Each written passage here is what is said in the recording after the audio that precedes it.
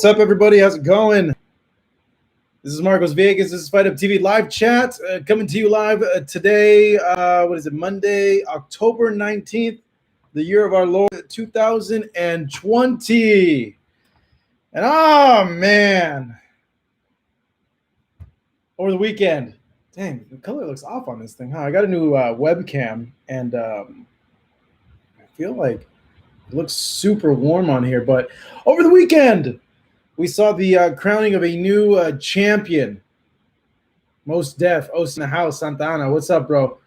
The crowning of a new king at 135 pounds. Teofimo Lopez, now the #1 fighter at 135 pounds, defeating Vasyl Lomachenko via unanimous decision over the weekend. And what a fight! Well, the right man won, obviously. Vasyl Lomachenko wasn't in the fight for the first half, obviously. Yeet, Jackson, what's up? Rod, what up, everybody? How's it going, man?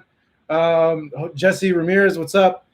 So we're going to chat a little bit about it because I just released an interview with Abel Sanchez, getting his thoughts on it. I'll go ahead and put the link out there for you guys to watch it. I also wrapped up an interview with Ray Boom Boom Mancini, and he brought up an interesting point, so to say. He said he would have been okay with it being a draw, and he said he could see it that way. Andre Ward, of course, scored the fight a draw for the ESPN official telecast. I had the fight off. Yeah, I was way off, to be honest. Like when you see the fight overall, like Lopez won the fight. Bar none, he won the fight. I had it close, like Andre, though. I think it was a lot closer than what the official judges had it. The 119 score. I can't see it, to be honest. The 117, not really. 116, 112, 115, 113, I was more in line with that. Boom Boom agreed with me. That Ray Boom Boom Mancini interview is going to be up after we're done with this the live chat. And I feel like I got to white balance this thing here. Freaking new cameras, man. You change your setup and something completely messes up. 116, 112 was the right score, I'm hearing. That was not a close fight. It was like 8-4, which, yeah, I agree with that. 8-4, 9-3. I could see that, but not 11-1, not 12-0. Yeah, I really don't think it was that like that. Lomachenko started coming back in the half part of the round, but thanks for you guys that tuned into our live commentary. I thought that was pretty fun. Yeah, a pretty good thing to do. So I'm thinking I'm going to go ahead and do that for the Tank versus Leo fight. I'm seeing another what up here. What up from Houston? Where you at, Houston? Hector, what's up, man? Thanks for you tuning in for us. I had it 7-5. I could see that 7-5 because the second half of the fight, Lomachenko really brought it on.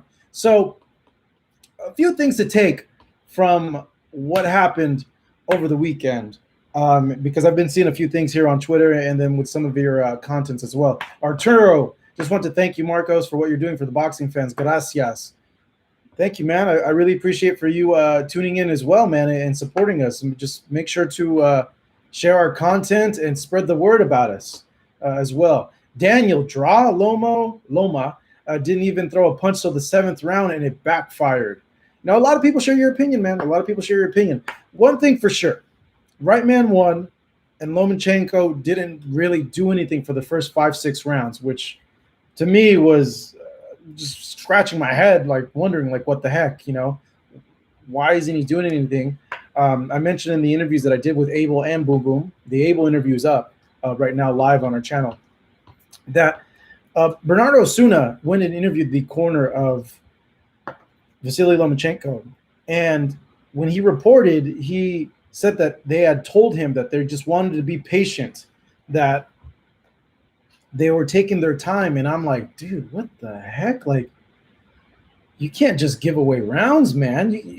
Yeah, I understand one thing being patient and not throwing, like getting over anxious with your shots where you're open to get yourself countered, but patient to where you're not throwing any punches and just giving away rounds. Like, you give up the first 6 rounds, you got to win every single other round and to just get a draw.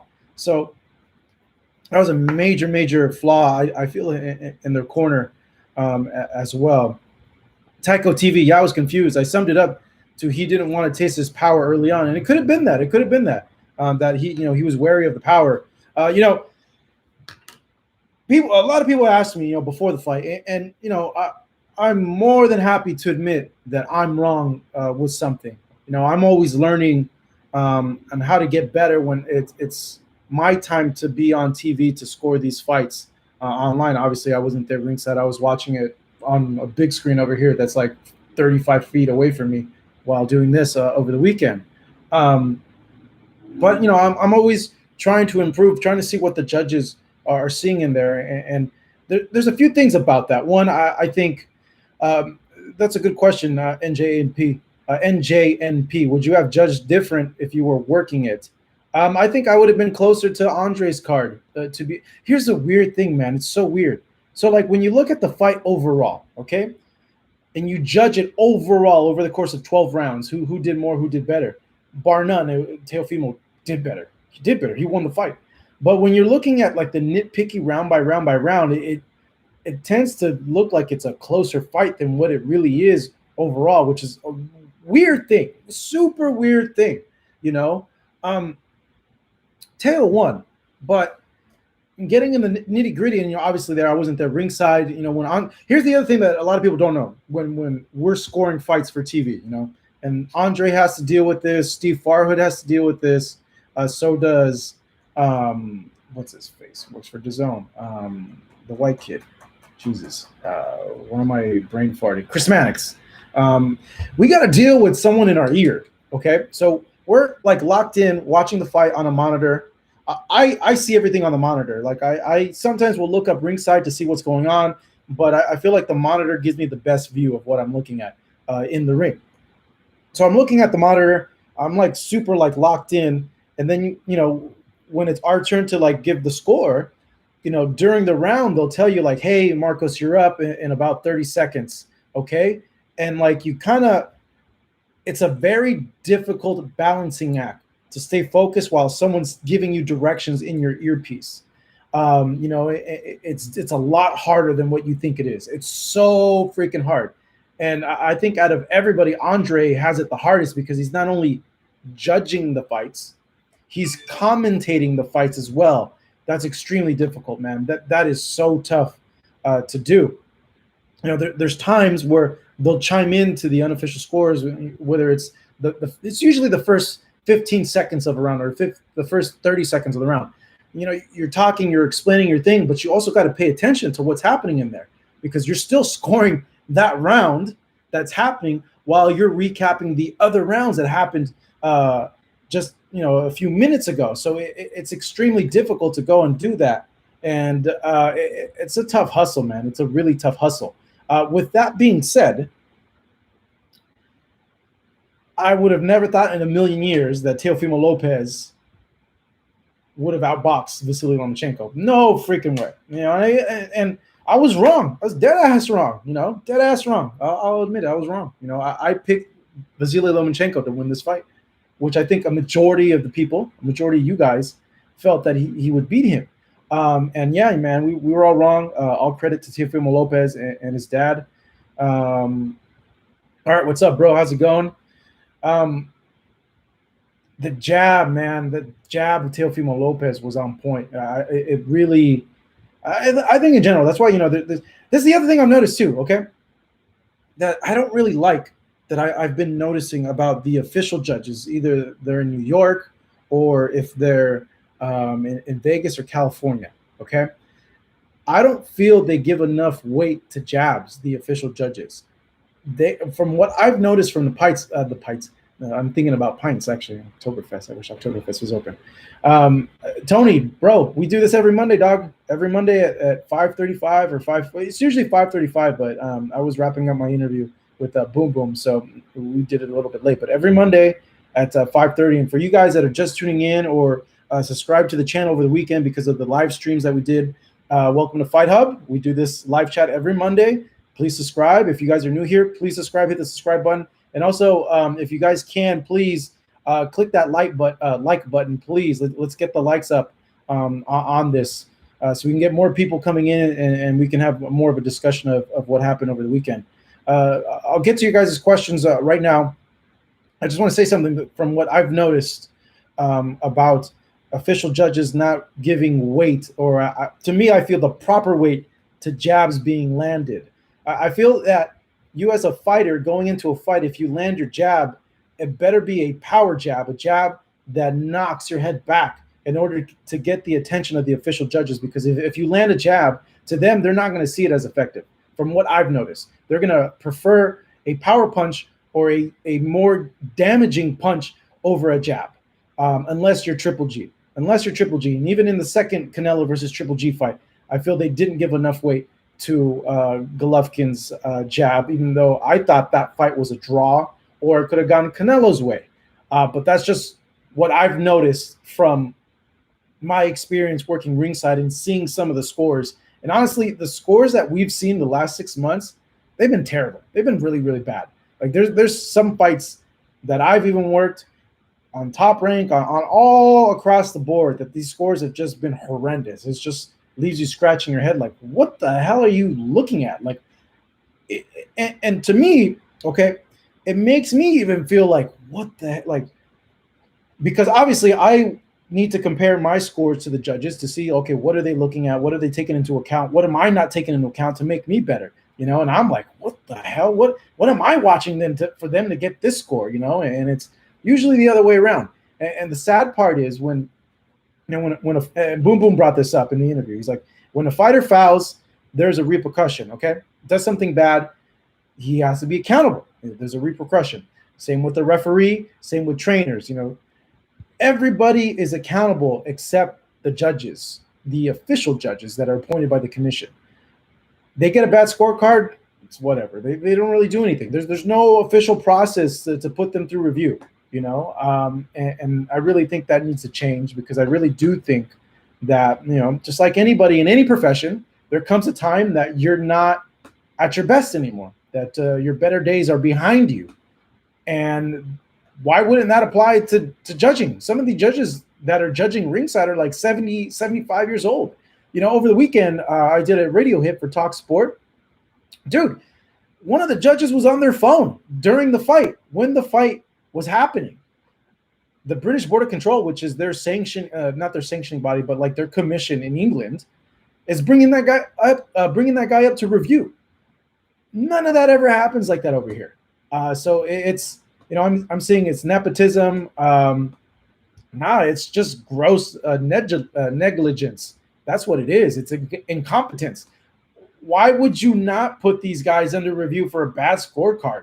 You know, and like, I understand you got to defend your guys, you back your guys, but you also got to be objective, man. Like, come on, you guys are ruining careers, you know, by giving these bad scorecards. And we see a ton of bad scorecards over here, you know, and a lot of these guys that should be getting some of these decisions. And I'm not talking about Lomachenko should have got the decision over the weekend. I'm just saying in general, you know, you see a lot of guys that are journeymen or fringe contenders that, you know, get screwed out of these fights sometimes. They're never going to get that chance again against that guy. They're never going to get that opportunity. It's like you're flushing dreams down the toilet. And these judges don't get reprimanded, which is, to me, it's really weird. You know, if they botch a score, don't allow them to score major title fights anymore. Demote them, to take them back to 4-rounders, you know, so you could really see like how they're interpreting a fight.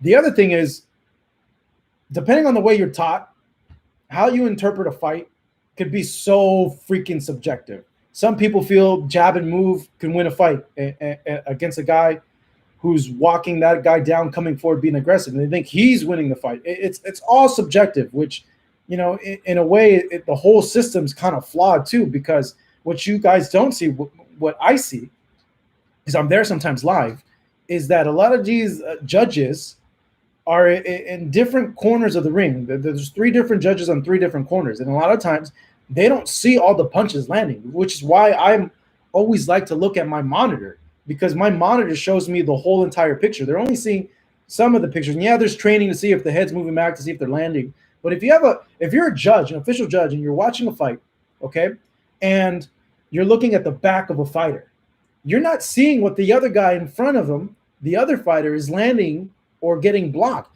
So how are you supposed to score that if you don't have a monitor? What do you do there? Like, yeah, I understand the training, but there's only so much you can see in that position.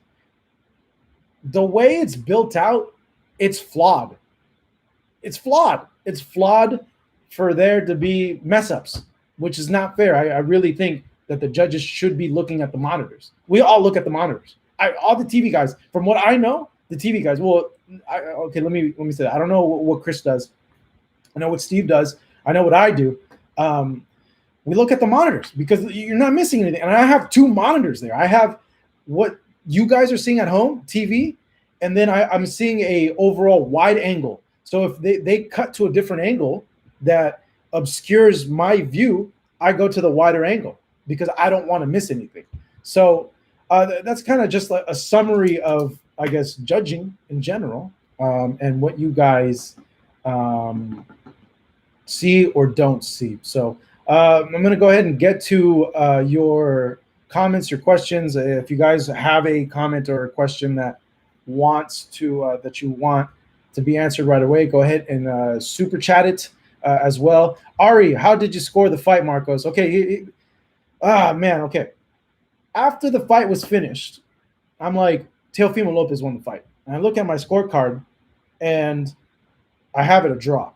So that's why I tweeted Andre Ward, hey, I had it close like you. I've talked to a few people, and they're like, oh, okay, I could see it a draw. Which is, like, now I'm thinking at my score, and I'm like, how the hell did you get a draw? Like, Teofimo won this fight. Like, bar none. If you look at the fight overall as a whole, he won the fight, you know? It's different. It's different when you're not there live watching it ringside. Like, there's things that you notice and don't notice in there. So yeah, you know, my score was off. I'll be the first to admit it. I don't. Tail won, man. Tail won. I guess I could see the argument for it, but overall, Tail won the fight. Tail won the fight, bar none. So, Edwin, Tail won that fight easy. Ari, I had it 116, 112 for Tail. Yeah, that sounds about right, to be honest. Teofimo's dad said he wants Josh Taylor versus Ramirez winner, and they want to fight at 140 pounds next. Does that mean Teofimo is going to vacate his belts?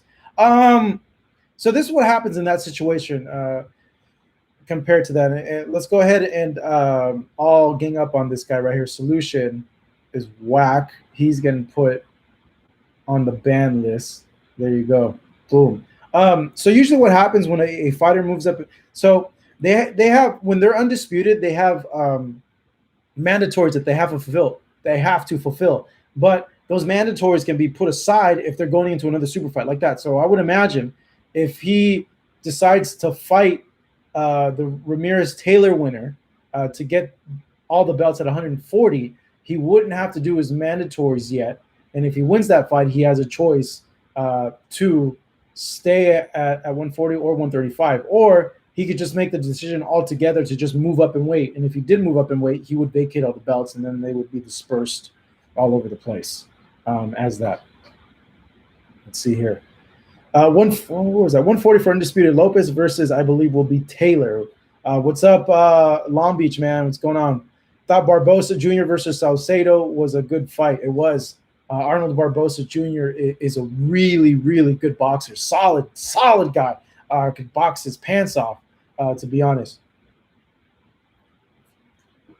Jose wants a rematch with Lomachenko and Teofimo. You guys think they should do a rematch? Let me know what you guys think about it. Anthony, you're going to bring up a good point that I want to touch on also. The Loma slander after the fight from fans and even fighters was not surprising at all. Then they wonder why people don't take chances anymore. So a few things on that, because I've seen the comments on Twitter, online, and it's mostly two things. One, Lomachenko was overrated, and two, Lomachenko's washed up. He's a bumchenko. I'm seeing, you know. So I think that's a huge disservice to Teofimo Lopez. Teofimo Lopez is good, okay? Really, really good, and it's a disservice to say that because that diminishes his win over Lomachenko, okay? Lomachenko, not overrated, obviously, you see what he's done, the quickest to become a 3-division world champion.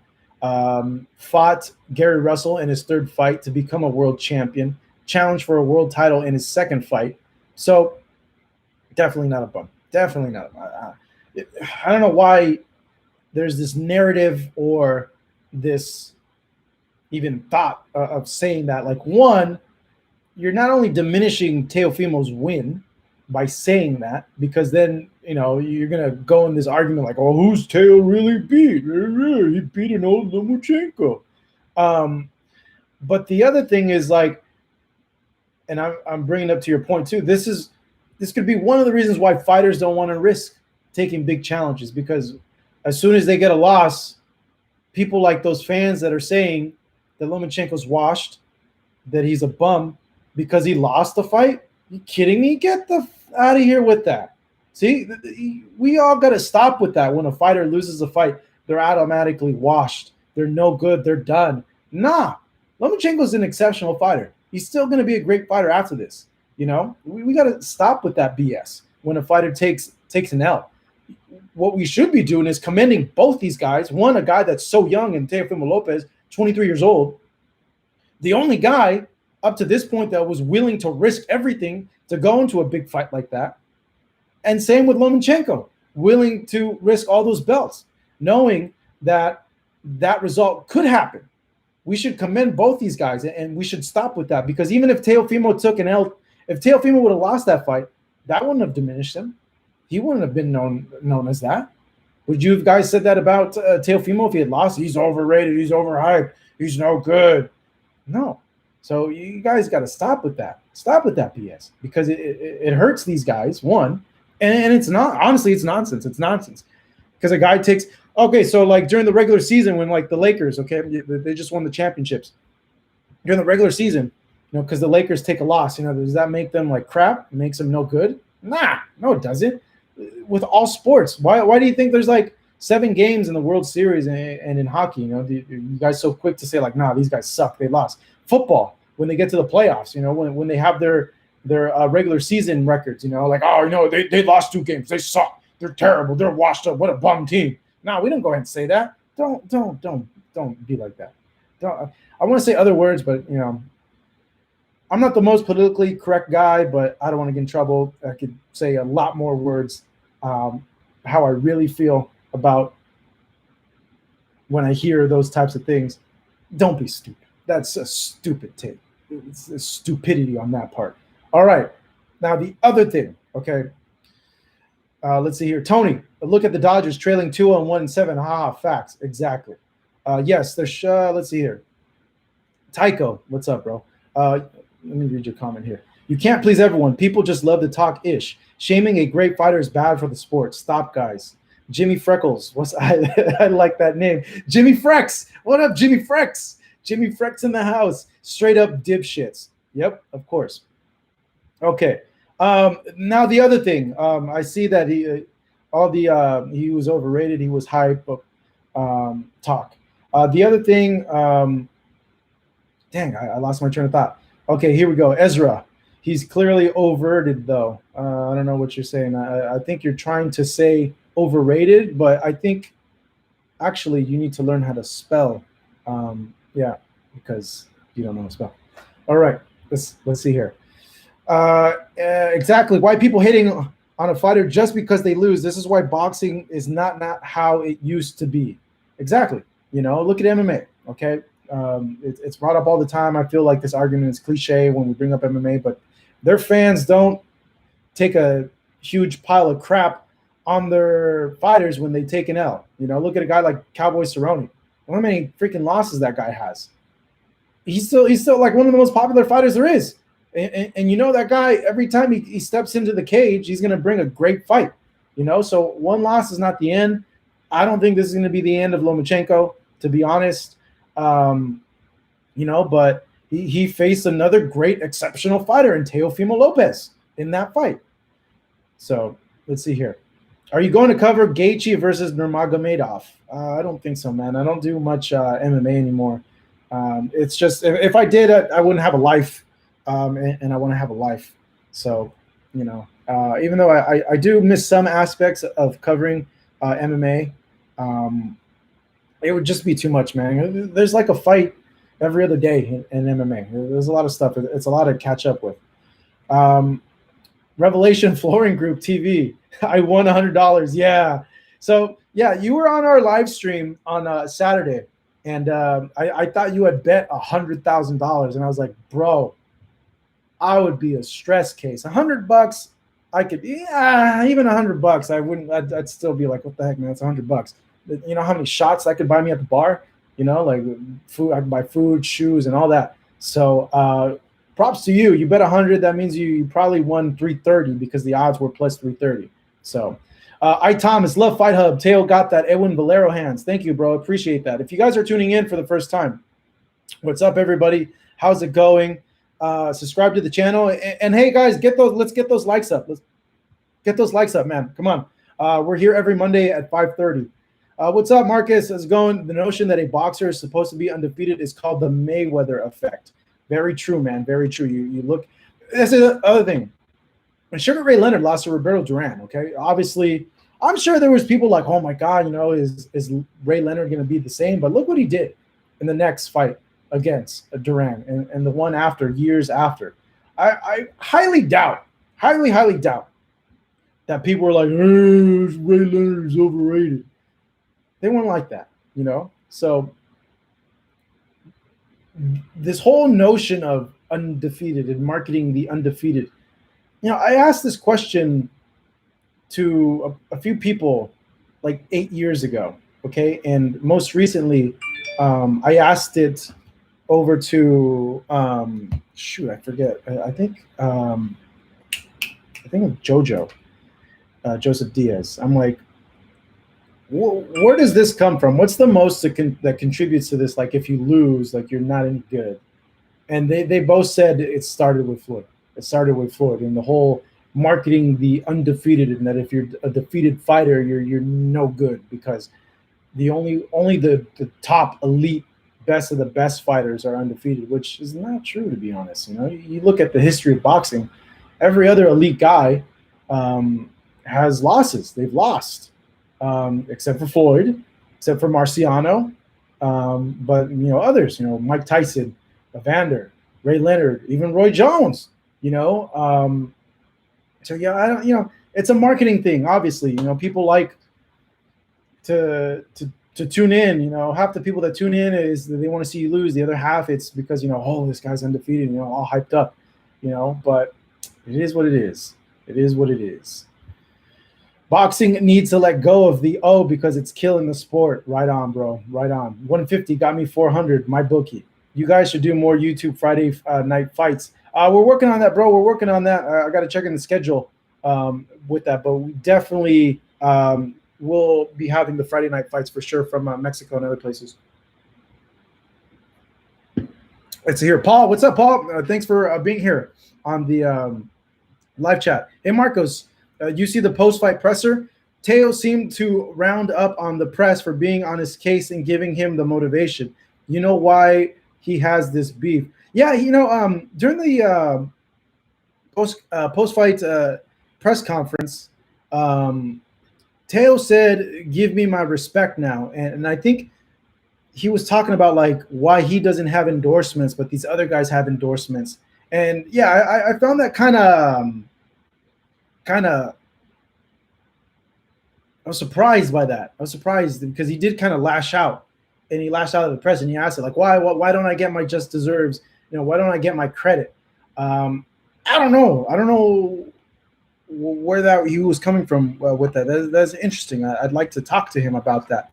I don't know if he felt like, hey, you know, guys like Ryan Garcia are getting more shine. Guys like Shakur Stevenson are getting more shine. Guys like Devin Haney are getting more shine than me. And what have those guys done compared to me, compared to someone like me? You know, I just beat the #1 pound for pound fighter in the world. You know, why am I not getting as much shine as these guys?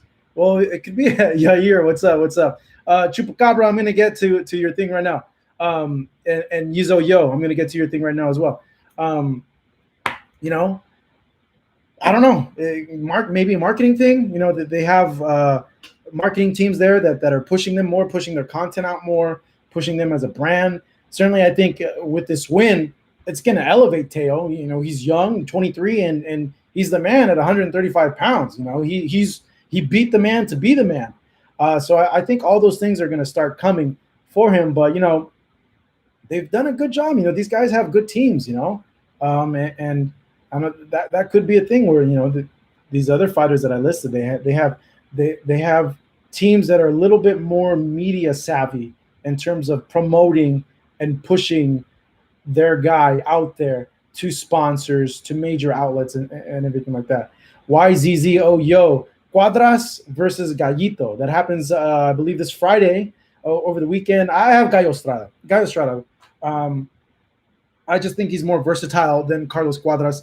Cuadras is going to give him a good fight. He always does. He always comes in shape and prepared. But I think Cuadras has been a little inconsistent with his performances and the results of those performances, and he got in trouble for the drug test, or that situation was, I don't know what the heck happened there.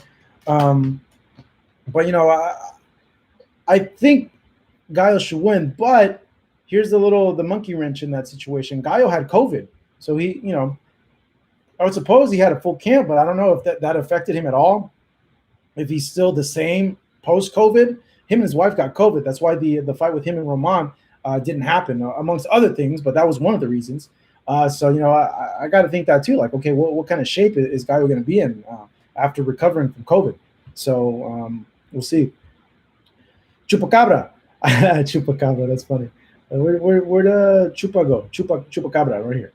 It's supposedly when you super chat, it goes up. I won $400. If only I had 1K, I lost on Jeff Horn. Oh man.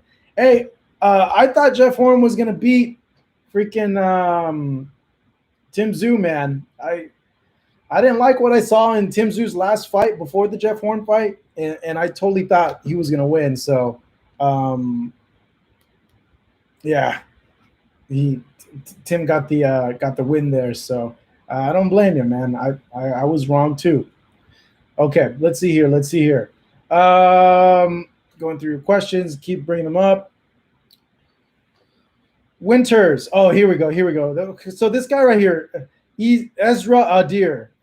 You don't know what you're talking about, bro. You don't know what you're talking about, because he's been commenting that Lomachenko was exposed, he's overrated, blah blah blah. Nah, dog, you're diminishing how good Teofimo Lopez is. All right, because if you're saying that he was no good, then what does that say about Teofimo that just beat him? You know, like, nah, both Teo and Loma are elite fighters. They're the top at 135 pounds. They're both legit. Let's see here. Games Tech. Loma was scared of the power. Yeah, man. Well, yeah, of course. The dude was bigger than him. Let's see. How did Lopez ain't that great? Nah, come on, Martin. He's good, bro. I've said this a lot for a long, long time. I think out of all the young guys, Teofimo Lopez is the most polished and the most complete, because he's achieved more quicker than any of those other guys. And look at Teo's resume now. What he's done compared to all the other guys, compared to Devin, compared to Ryan, compared to Shakur. He just beat the #1 pound-for-pound fighter in the world and became undisputed at 135 pounds. Ryan still hasn't won a belt.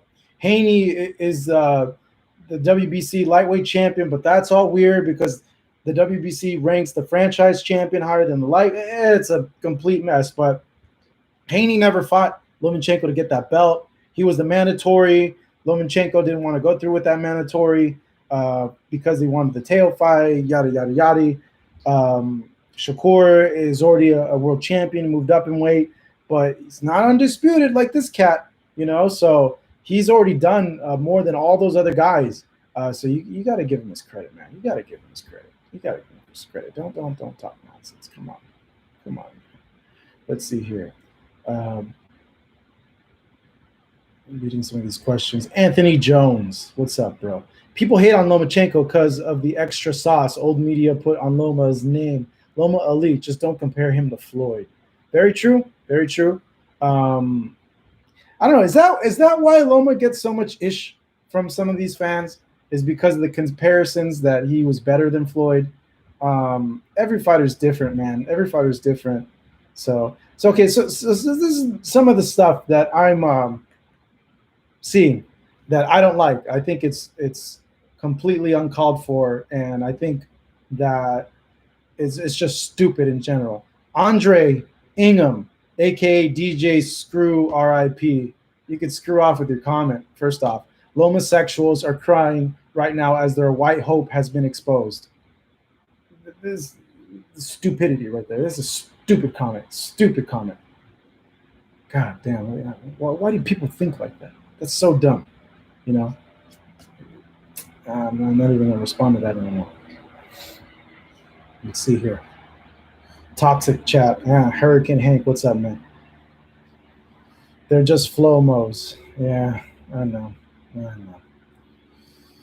It was a great plan from Teo in his corner. It was Teo's night. Yeah, of course. Loma servers crashed. No data download. Micah, what's up, man? Glad to see you on the chat. Lopez being a champ is good for the sport. I agree, man. You got a young guy, a good-looking kid, speaks English, has a lot of charisma, is exciting, has an exciting style. You know, you could push someone like Teofimo Lopez. You know, Lomachenko, maybe a little bit more difficult because, you know, of the language barrier there with him speaking Russian. And he's a quiet guy. You know, he's a quiet guy, not super charismatic, doesn't talk a lot of ish. You know, just very reserved. So, yeah, no, definitely overall, Teo is a more marketable guy. And the sky's the limit for him, to be honest, man. Let's see here. Go to more of your chats, more of your questions. How could Teo move up to 147 and 140 if he barely beat Masayoshi Nakatani? Well, you look at him, man. Teo's a big dude, man. He put on a lot of muscle, too, over the quarantine as well, and he's growing. He said that he could still make the weight. And that 140 he would be a lot stronger, a lot more hydrated. But you got to understand, he's 23 years old. You know, he's barely going to start growing into his man structure at like 25, 26. He's barely going through that process now. You know, and he's a big dude. He's a big guy. You know, I think 140 would fit him perfectly, and him against the winner of a Ramirez versus Taylor fight. That's a good fight for him. He could beat either or. They'd be difficult fights. You know, I think he'd have maybe more trouble with Taylor because Taylor's a little bit more technical, a little bit more slicker than a Ramirez fight. A Ramirez fight would be choking, man. Head to head. That fight ain't going 12 rounds. Someone's getting knocked the F out in that fight, you know? But dude, imagine, man, how crazy, not crazy, but that'll really put things in perspective about how good he would be if he can go back-to-back undisputed at 135. He goes and he fights the winner of Ramirez and Taylor and beats that guy to become undisputed at 140 pounds as well. Oh, god damn. If he were to do that, Jesus, man, jeez. That would be Hall of Fame right there. Hall of Fame. He booked himself in the Hall of Fame already by doing that. That'd be nuts.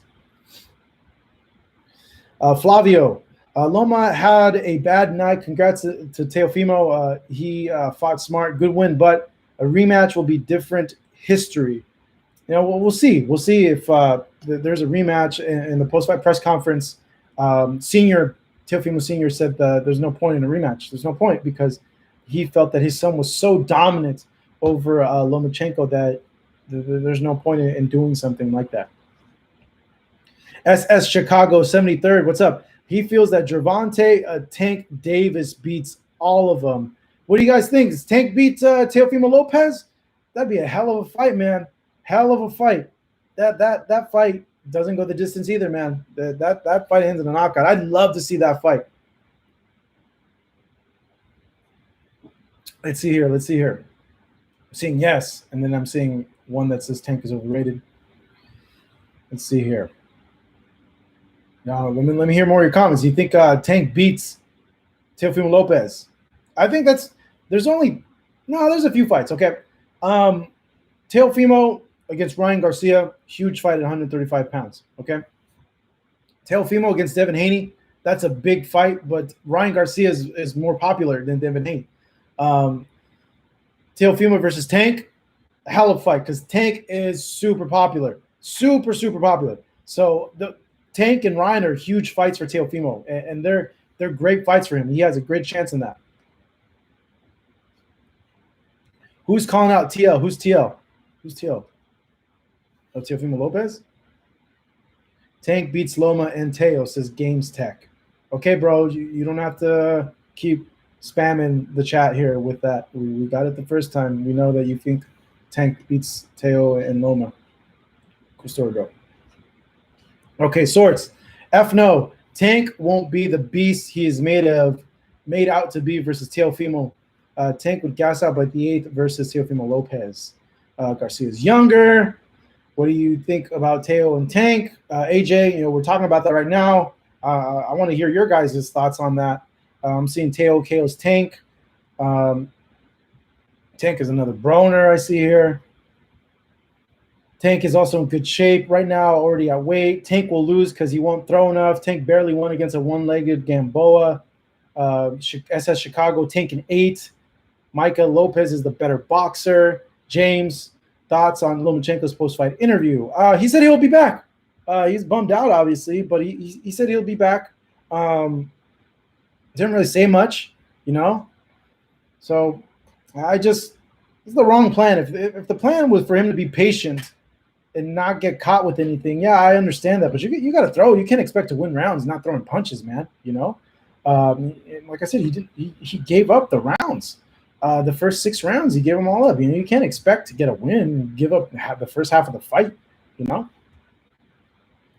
If Tank can hurt Leo, he is gonna have a long. If Tank can't hurt Leo, he's gonna have a long night. No credit to Teo, says James. Let's see here. Linares can beat most of those guys, says Bruno. Herr Bruno. Abe. Tank is TMT, the money team. Won't fight prime competition. You'll see. Tank looks scared watching Lopez fight. If Lopez was Mexican, we would have him as pound for pound. Now with this win, man, Teofimo's pound for pound. He's in the top 5. It bumps down Lomachenko. Number 1 for me is Canelo. Number 2, Terrence Crawford. Number 3, Inoue. Number 4, you could say Tyson Fury, and number 5, you could say Teofimo Lopez. You could put Usyk in and out of there, but definitely the loss takes Lomachenko out of the pound for pound list. That's for sure. And not even that, Jermell. I think Jermell Charlo is a top 5 pound for pounder as well. I think Jermell actually has more credence than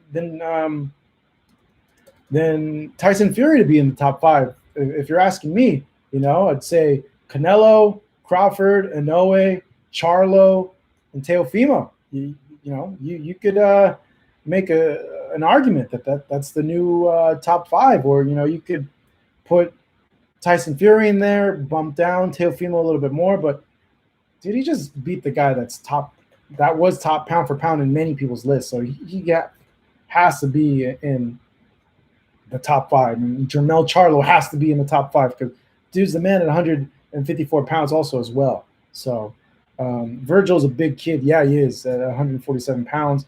Teo ranked 8. I don't know about that, man. I think he's top 5. And Inoue beats Teo. Come on, this guy right here. What a jokester. This guy's a jokester.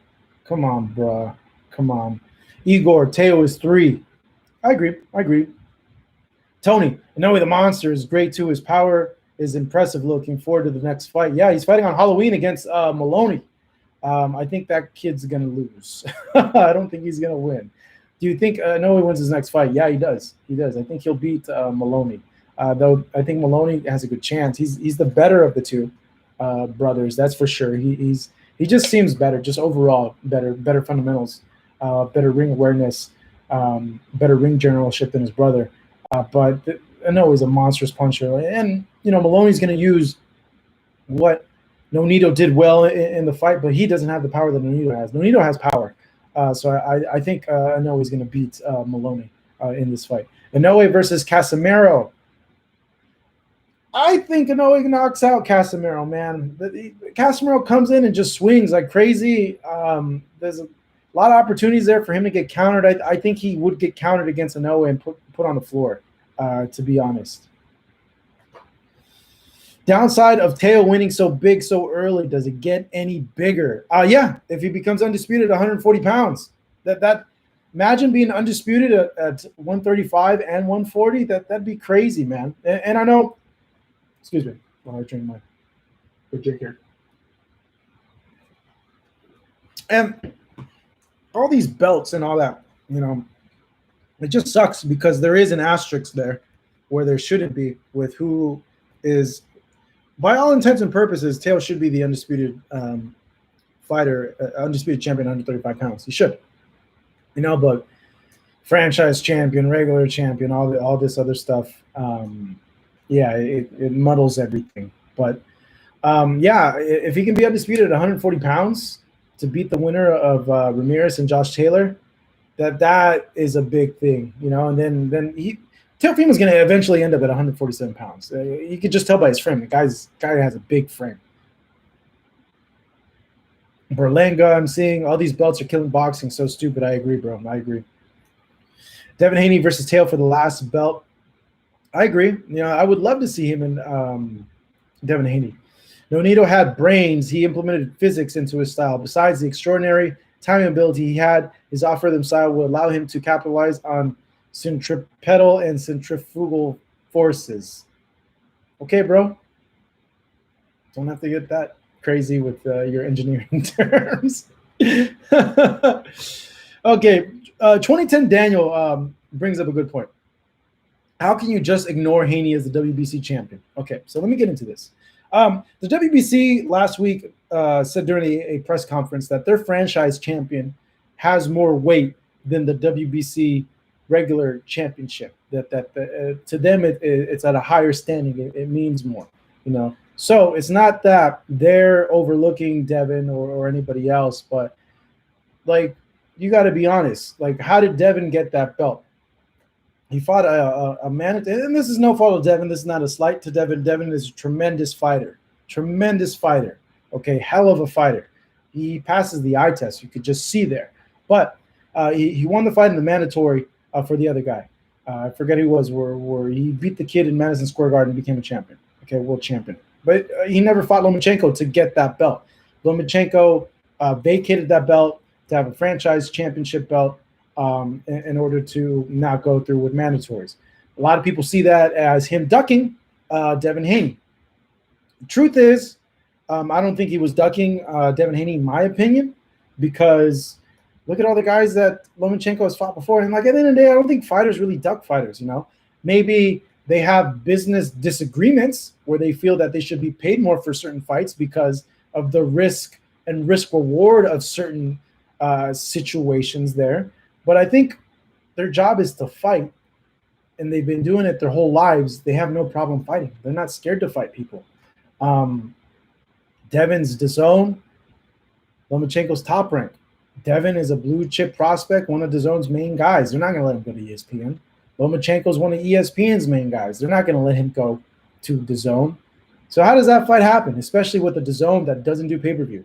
Okay, that's not in their business model. They have a whole different business philosophy. So how would have that fight? That would have been an extremely difficult fight to be made.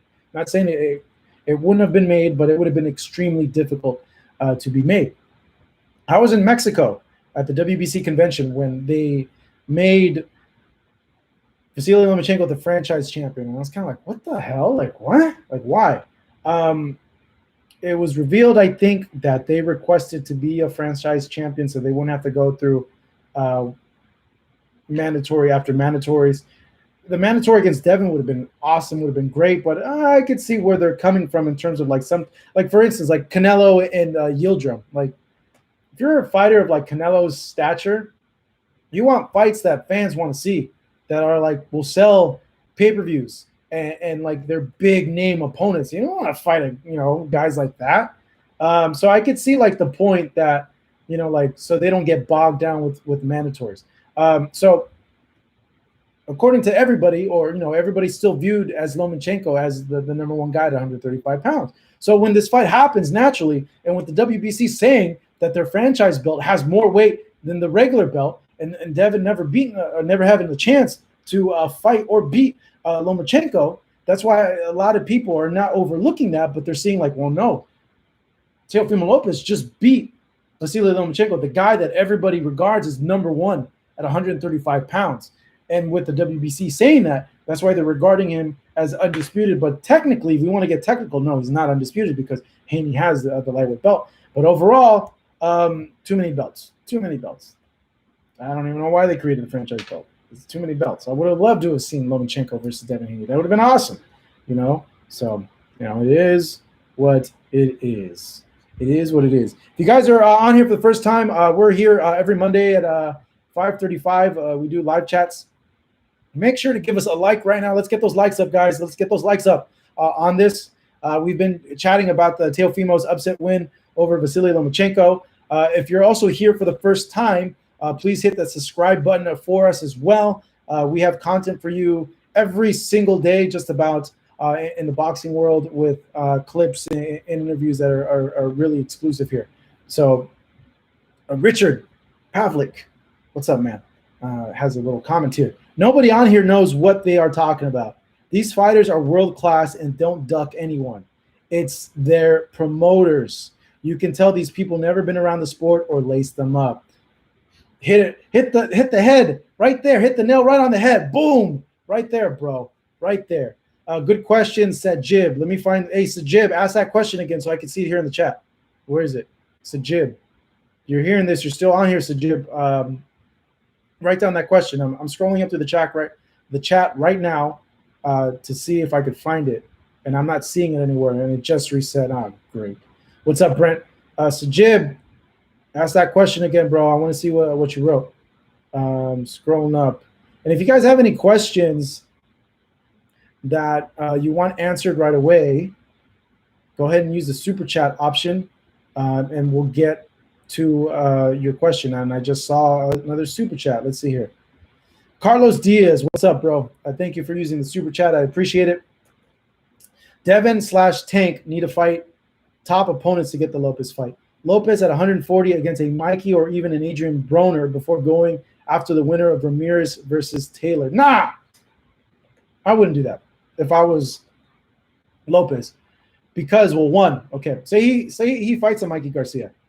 It's not like Mikey Garcia. It's not like Taylor's going to walk over Mikey Garcia. Mikey Garcia is an elite guy, really freaking good. There's a chance there that he could lose against a Mikey Garcia, and then he can't get that fight anymore. Go right into it. Go right into it, because it's a win-win for him. One, it's not his weight. He's moving up a weight to fight bigger guys in Ramirez Taylor. It's not his weight. If he loses, he's still undisputed 135 pounds. That's fine. It's okay. And if he puts a great performance, it's nothing against him. Smaller guy moving up a weight, going up against a Ramirez Taylor fight. So it's a win-win for him, either or. And it's just, honestly, that'd be so gangster of him, man. That'd be like, not since, I don't think, Floyd, because Floyd was the man at 47 and 54 when he beat Canelo. Not since Floyd would he be like the top guy in two divisions while he was active. And that'd be a hell of an accomplishment for him. And I don't know, against Ramirez, would he be the favorite? Would Teofimo be the favorite? What do you guys think? I think maybe Teofimo would be the favorite against a Jose Ramirez. Against a Josh Taylor, would he be the favorite? Maybe, maybe not. Those odds might be a little bit closer because Josh Taylor is a more technical, more slick, but it's a hell of a fight. If I were them, why not keep riding the momentum? Go into that undisputed fight. Why the hell not? Strive for greatness. That's what he's done already. And I'm saying I like his chances in that fight, in both those fights. Chain, what's up, man? Salute to you as well. Peacekeeper, what's up, bro? Good to see you. Ateo would wreck Ramirez. His next fight is one of the mandatories. Oh, God, I hope not. I hope that they're able to overstep the mandatories and go to the undisputed as well. I would love to see Teofimo Lopez versus Virgil Ortiz at 140 or even 147. Lopez is big enough. What do you think, Marcos? I don't think Virgil can make 140 pounds anymore. I remember reading an article saying that he just couldn't squeeze down anymore, and he's starting to fill out. This is what happens, man. It's nature. You're a young cat, and you could only cut weight for so long, you know, and then your metabolism starts slowing down, or you start putting on muscle. Your bones get a little bit denser, your shoulders get a little bit wider, your back gets a little bit wider, and you just can't do the weight anymore, and you have to move up. You know, he would have to move 2 weight classes to fight Virgil Ortiz at this point, and that's a big disadvantage for him. Plus, Virgil's a murderous freaking puncher. If there's anybody that could be an even bigger puncher than a Teofimo Lopez, or at least more explosive, it's Virgil Ortiz. I've spoken to Jose Ramirez about that. He tells me that Virgil Ortiz hits like a middleweight. No mandatories for the franchise champs. Oh, thank God. Thank goodness. Ortiz is a killer. Yes, he is. I would love to see Lopez fighting Pacquiao in 140 catchweight if that was possible. That would be a huge fight. That'd be a tremendous fight, and probably be a passing the torch fight. Chain with ice. It's a good question here. A lot of people have asked me. Remember, this is my opinion. Doesn't mean it's final. But to me, he asked, Marcos, is Teofimo undisputed? To me personally, yes. I view him as undisputed at 135 pounds. And I'll tell you why. Because Lomachenko was seen as the number 1 guy at 135 pounds and beat him. And because of the declaration that the WBC said earlier in the week that their franchise belt means more. It's at a higher standing than the regular lightweight belt. So for those reasons, yes. But the main reason is everybody considered Vasyl Lomachenko number 1 at that weight. And it's not like he never lost the WBC lightweight title. He never lost it. You know, so to me, I viewed him still as the lightweight champion. Never lost it. He just got a different belt, and yeah, it's all complicated. But yes, to me, he's undisputed. Teofimo Lopez, 100, Loma, game over. Let's see here. I heard somewhere that Teofimo has to be Haney to be considered undisputed. I've been hearing that from people as well. You know, Devin is the lightweight champion, but they asked WBC president Mauricio Suleiman about that. You know, hey, what happens if Teofimo wins? Or the winner of this fight, are they undisputed? And he's like, yeah, they are, because the franchise belt means more than the regular belt. But that puts into, like, this is what happens when you have too many belts, man. Like, I don't know why they do this. You know, I don't know why they do this. Would you favor Tank or Teo? We talked a little bit about that, Kyle, a little bit back. So go ahead and rewind about that. It's a tremendous fight. I don't know, man. I think that fight's a 50-50 fight. You know, Tank could possibly be a bigger puncher than Teofimo Lopez. But I think, you know, Teofimo is a little bit of a slicker boxer, better movement.